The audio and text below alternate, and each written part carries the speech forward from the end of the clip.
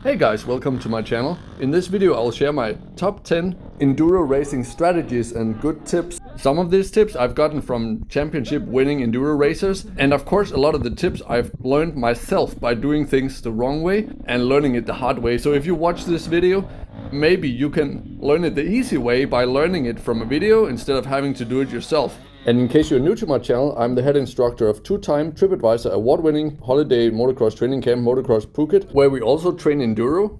And then I started racing enduro in 2015, where I managed to get a top 3 in one of the races of the Thailand Enduro Championship.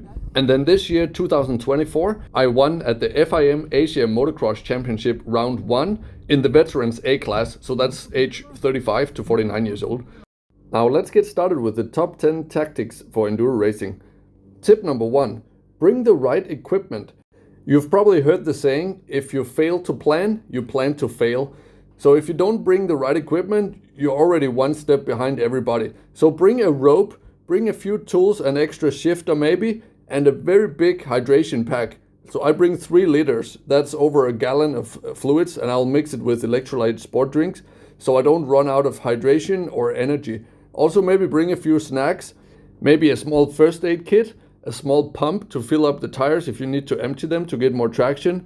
Bring zip ties, bring a box cutter, a bottle of water. So you see I have this little bottle of water in my belt as well.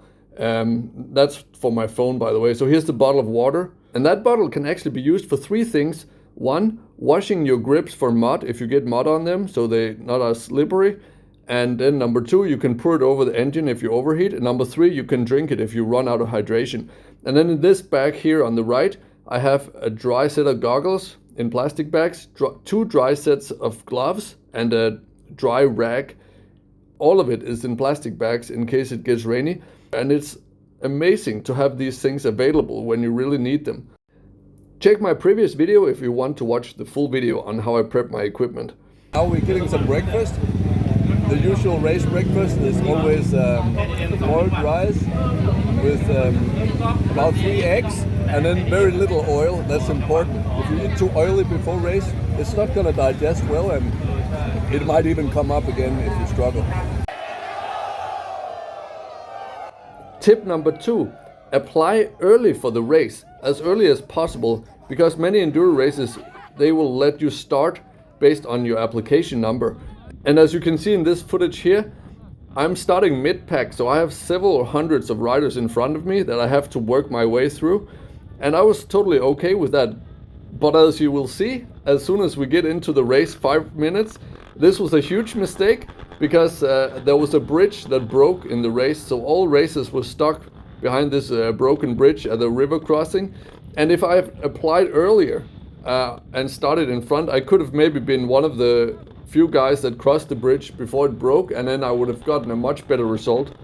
So yeah, you can see these first 2 tips, they're actually related to things before the race. So the race actually already starts before the race, so to speak. And now the remaining 8 strategies and tactics for racing will of course be related to everything on the bike during the race. So let's get started with that and let's get the race started. And if you want to get coached by me, you can do it either in person or online. If you just send me some video footage, I can review it and give you a plan for what to work on next with your riding technique based on your current level. Check the description for that. Okay, tip number 3, and that is to ease your way into the race. Just start at 85% and then work your way up towards 90 or 95% when you get a good feel for the track. Especially if it's single start. If it's a group start like here, you could argue in some cases you might want to push to get to the front. But as you can see here, somebody didn't ease their way into the race and soon they will go down because you don't have the time to get a feel for the traction. If you're going too aggressive from the beginning, you could have a wild crash just because you didn't have time to feel out the track, how slippery it is and stuff like that. This strategy is also similar to the old saying that you don't have to win every battle to win the war. So enduro is more about winning the war, finishing the race, than trying to beat every single rider every time along the way. And as you can see here, I actually got straight into a traffic jam where people have to get over these logs. So it doesn't always matter that much to try to push to pass every single rider every time. It's more about being consistent. And a quick little bonus tip in a situation like this where you're stuck between riders, be nice to the riders. Don't push and squeeze too much, because you never know when you're gonna need the help from one of these riders later in the race if you get stuck or something. Which I actually do in this race. I do get stuck and I do have to collaborate with other riders in order to get through some of the stuff.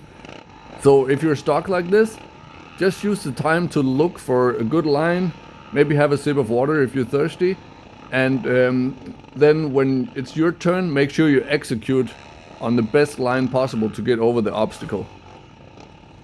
You know, for each section that you have to cross, it's not random where the best line is to cross, so you can use your eyes while you're sitting and waiting and just eyeing out where do you actually want to try to cross this obstacle in order to get over the obstacle with the least effort possible and with the highest chance of success. So now it's my turn to get over the obstacle, and as you can see, I do wait a little bit just to wait until the guy in front of me is gone so I don't wheelie straight into him. Now tip number 4 is a really cool overall strategy for the race that I got from a enduro champion from Hawaii, and it is that in enduro racing you make a good time by not losing time. In other words, you could say the priority is to keep moving instead of moving as fast as possible. So an example, in this section here, I'm not too stressed about passing these riders. I think about I'll pass them when I feel it's safe. So here I'll just pass this guy on the inside. And now I got a clear track in front of me, and now I can start working on building up my speed. Now let's go back 30 seconds behind these guys. I could have probably passed them earlier on this section, but because it was ruddy and you can see he's riding with his feet off the pegs out of control, I was hesitant and patient making these passes because I felt that I could have lost time if I collided. If he got out of control when I blasted past him, I could have collided with him and gone down, both of us, maybe got injured, and then I would have lost a lot of time. So that wouldn't have been the right strategy according to this tip number 4, because I felt I could have lost time by blasting past them because I could have collided because they were a bit out of control. Okay, but now something happened into the race, I think around 15 minutes into the race or something. There was a little wood bridge that broke on a river crossing. So you can see just about 100 riders were stuck and just waiting, also people behind me, just queuing up and waiting to cross, and nobody knew what to do because the river had very steep embankments on each side and you couldn't really get over it.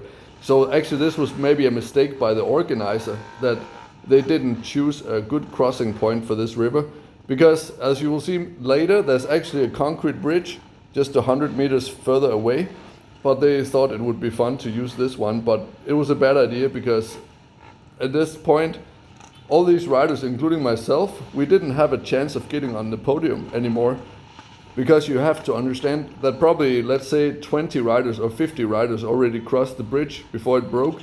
They'll just pull away from the whole field and they will get a really good time and a good result in the race. So at this point, I just thought, okay, let's just have some fun with the race. It's really, really fun trails to ride here, and also it's probably the most beautiful nature I've ever raced in. Anyways, after waiting for around 10 minutes, I followed some guys that started to drive around and improvise, and we found this concrete bridge here that we could cross the river. So a lot of riders, I think most of the riders, just found this bridge and got over. And then we made our way back to find the original race trail that we could see was marked. Okay, so this example you can maybe use if you're an organizer to make sure that you don't create these kind of bottlenecks. And of course the track should be rideable. If some little piece of wood breaks, it shouldn't stop the whole race for everybody. So choose sections that are rideable if you're an organizer.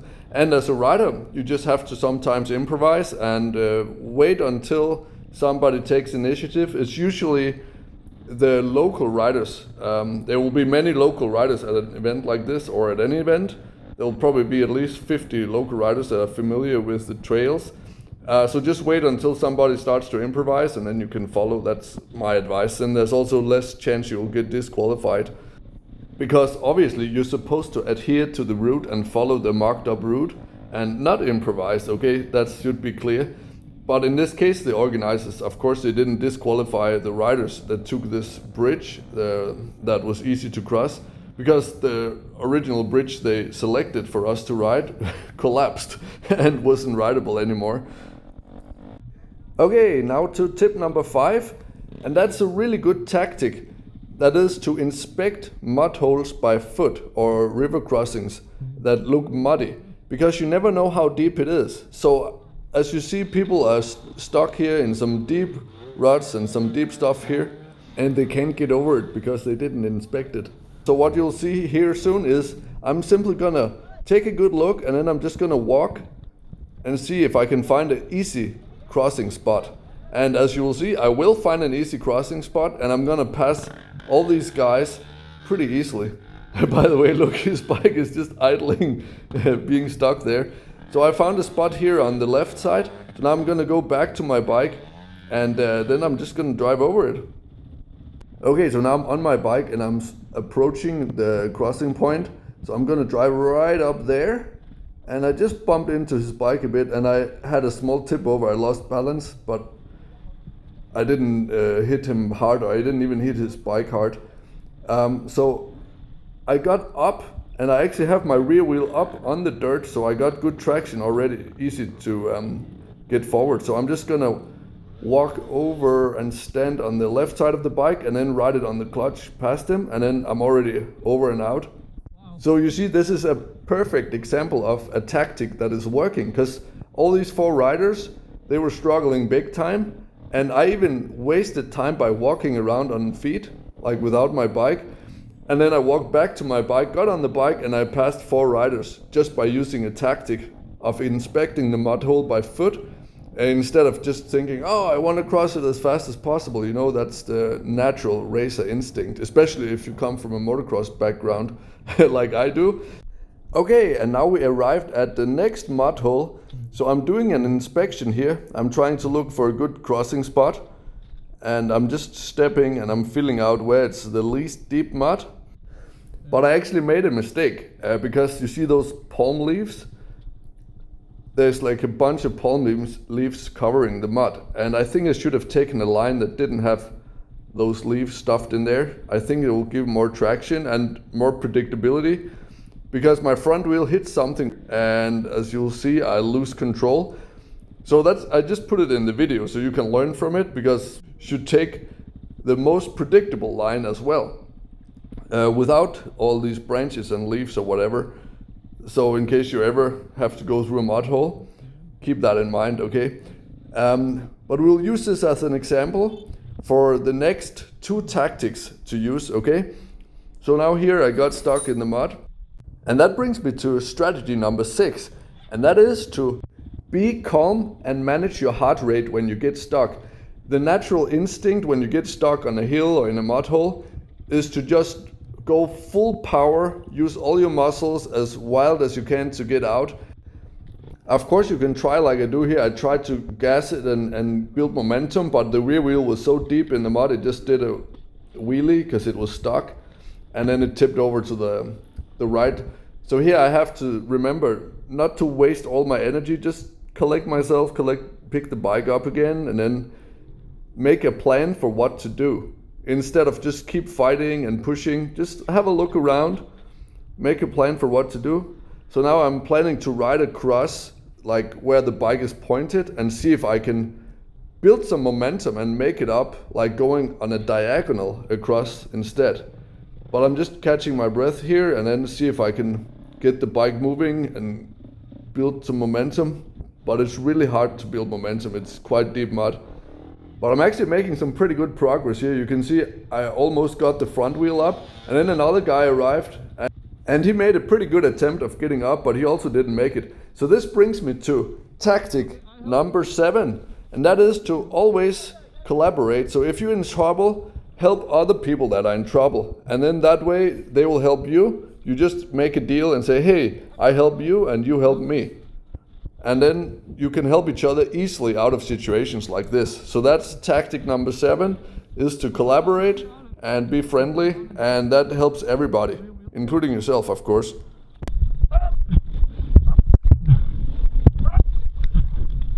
Okay.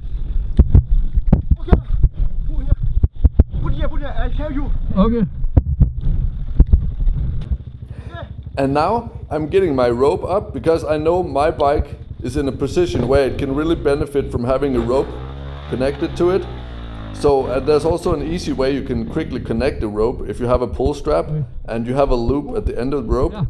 I'll see if I can show that in this clip as well. And then a third guy arrives, so we're probably also going to help him, and he'll probably also help me, and then it will just be easy to get all 3 bikes out. And look here, I put the rope through the pull strap, and then I just pull the rope through that loop I have at the end of the rope.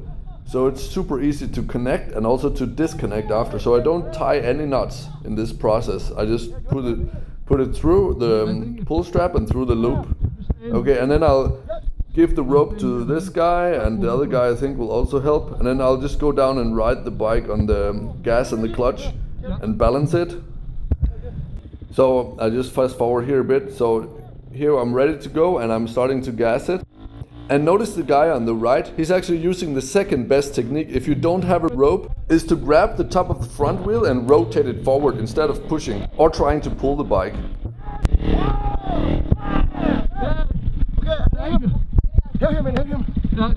So great teamwork here. This was honestly one of the highlights of the whole race.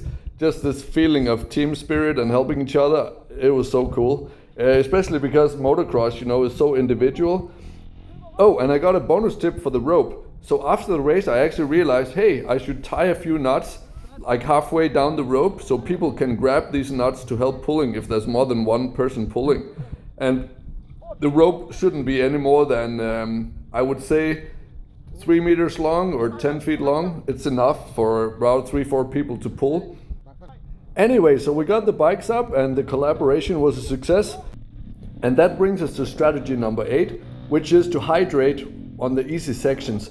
So here, after a really hard physical work, I got my heart rate pretty high up, but as soon as the heart rate drops down a bit and I can breathe pretty normal, I will start to drink fluids, and I will probably drink a lot, like at least half a liter in one go. And then you will stay hydrated, because if you're just racing all the time and racing and struggling, and before you know it, you will be dealing with dehydration. You will start to get cramps, you will get really fatigued, you might even start to get dizzy if you don't keep up with your hydration. So tip number 8, hydrate whenever it's an easy section. Make sure you get some fluids in, and then you will avoid all those problems. Now we're getting to strategy number 9, and that is to let fast riders pass you. Riders that are maybe a little bit faster than you or even similar speed.